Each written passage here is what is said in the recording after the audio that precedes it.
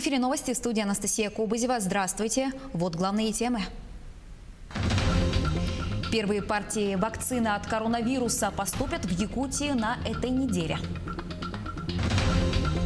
В Алекминске продолжается реконструкция аэропорта. Какие работы уже выполнены? Расскажи о своем герое, и о нем узнает вся республика. НВК «Саха» запускает акцию «Герой нашего времени».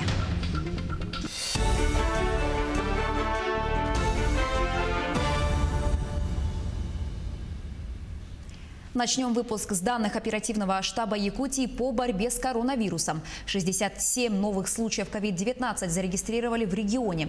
В Якутске 32 заболевших, в Мирнинском районе 9, в Среднеколымском 6, в Амгинском 5, в Хангаласском и Нюрбинском районах по 4 заболевших. В Ленском, Нюрнгринском и Усть-Алданском по 2. Один случай в Алекминском районе. Все ближайшие контакты инфицированных выявлены и изолированы.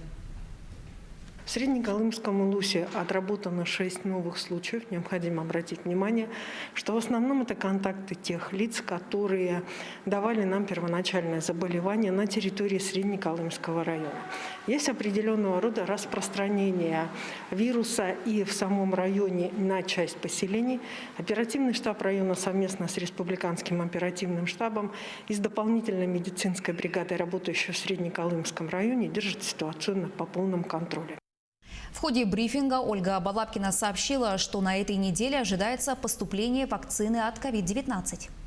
Вакцина поступает в порядке непосредственно отработки, маршрутизации, последующей вакцинации сотрудников учреждений здравоохранения, сотрудников учреждений социальной сферы. Им только что поступила информация о том, что к нам поступило для подписания соглашения с Министерством здравоохранения Российской Федерации о поступлении к нам вакцины в последующем. И мы сейчас как раз готовимся к тому, чтобы ее до вечера подписать, это соглашение, и, соответственно, начать последующую реализацию этого соглашения.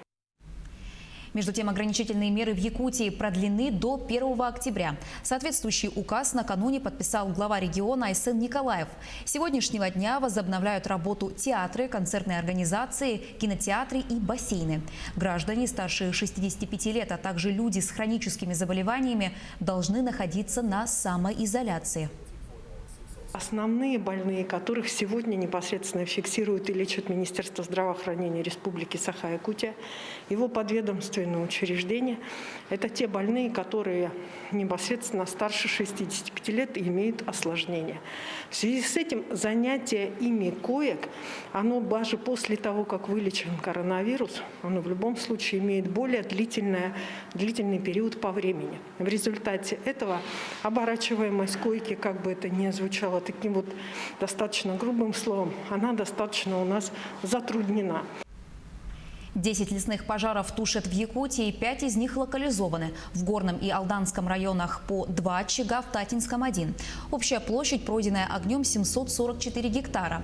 Возгорание тушили 345 человек, задействовали более 60 единиц техники. В зоне контроля на труднодоступных и удаленных землях лесного фонда действует 13 термоточек. Наблюдение за этими возгораниями осуществляется с использованием космических средств. Угрозы населению и объектам экономики нет.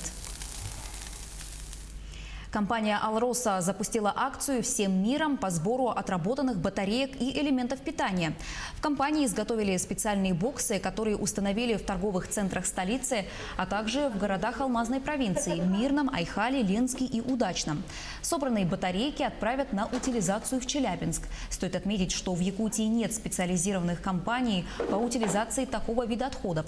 Поэтому, как правило, отработанные батарейки попадают в мусорный полигон.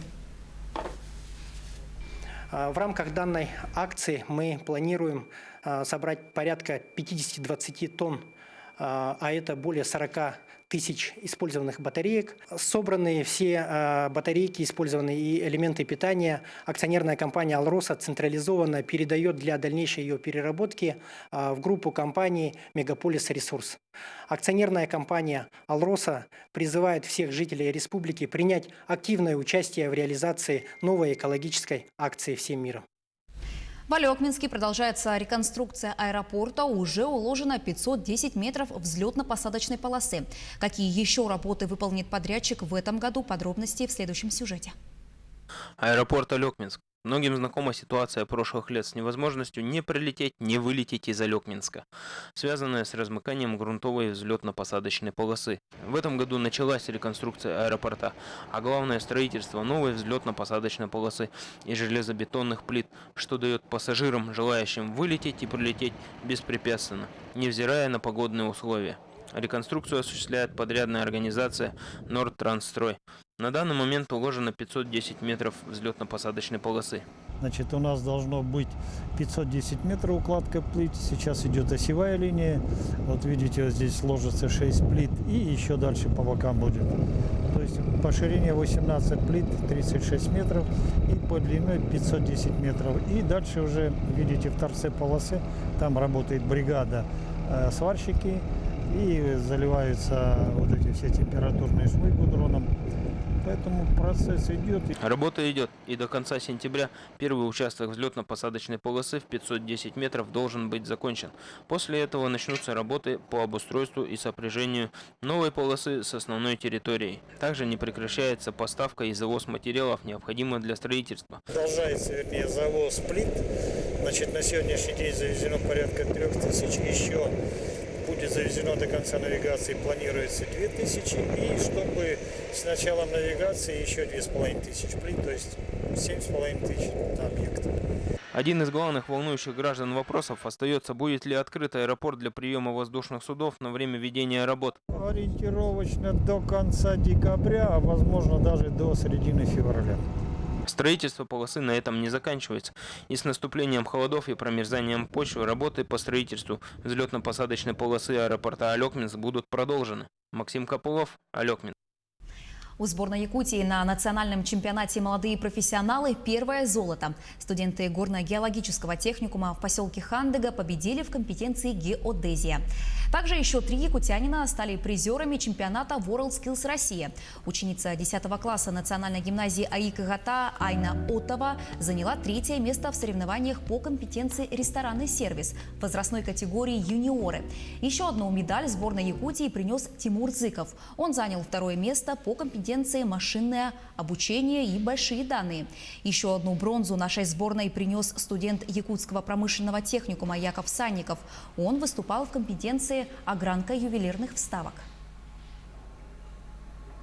Вчера и позавчера прошли 4 этапа конкурса. Это скилл-тест складывания салфеток. 2-е – фруктовая тарелка. Мы резали фрукты без касания рук. 3-е – готовили салат «Цезарь». 4-е – открывали и разливали детское шампанское. Ежедневные тренировки на протяжении нескольких лет. Все ради одной цели – получить черный пояс по тхэквондо.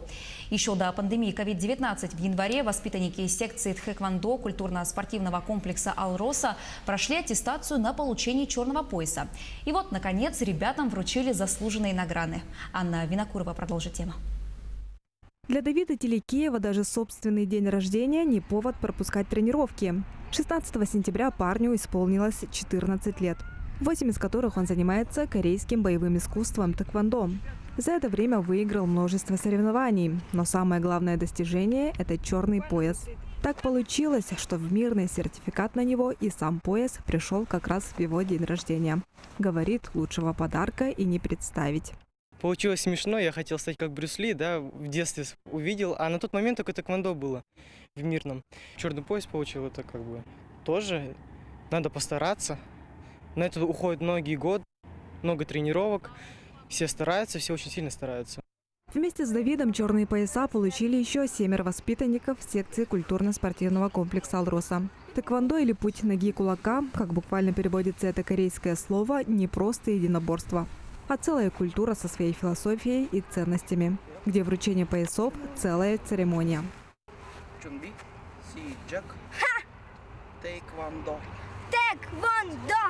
Как говорит тренер Виктория Казарина, чтобы начать заниматься этим видом спорта, многого не надо. Достаточно просто прийти в зал. А дальше все будет зависеть от собственной решительности и опыта тренера. А там и до черного пояса недалеко. Сам пояс, как он складывается с ежедневных тренировок. Здесь главное желание. Ну и работоспособность. Черный пояс здесь получить непросто. Спортсмен должен заниматься этим видом спорта минимум 4 года. Каждый сертификат на пояс имеет идентификационный номер, который регистрируется сначала во Всероссийской Федерации Тэквондо в Москве, а потом на родине этого вида спорта в Южной Корее. Мы довольны, что у нас такой сын растет, что спортсмен, что мы занимаемся этим спортом. В общем, мы во всем готовы и довольны. И вообще хорошо, что мы выбрали вот этот спорт. В секции тэквондо культурно-спортивного комплекса ежегодно занимаются более 100 детей. Сегодня, в период пандемии COVID-19, тренировки уже полгода как приостановлены. Анна Винокурова, Алексей Меркулин, телеканал «Алмазный край». Национальная вещательная компания «Саха» запускает акцию «Герой нашего времени». Любой желающий сможет поделиться историями о людях, совершивших подвиг или геройский поступок. Для этого нужно записать видеоролик и прислать на почту nvk-news@mail.ru. Также можно поделиться историей в Инстаграм, отметив аккаунты НВК «Саха», Якутия24.ру и Т-Тим Радио. Лучшие видеоролики покажут в ходе прямого эфира с главой Якутии Айсеном Николаевым 26 сентября на телеканалах НВК «Саха» и Якутия-24. Наши корреспонденты продолжают следить за развитием событий. Оставайтесь с нами.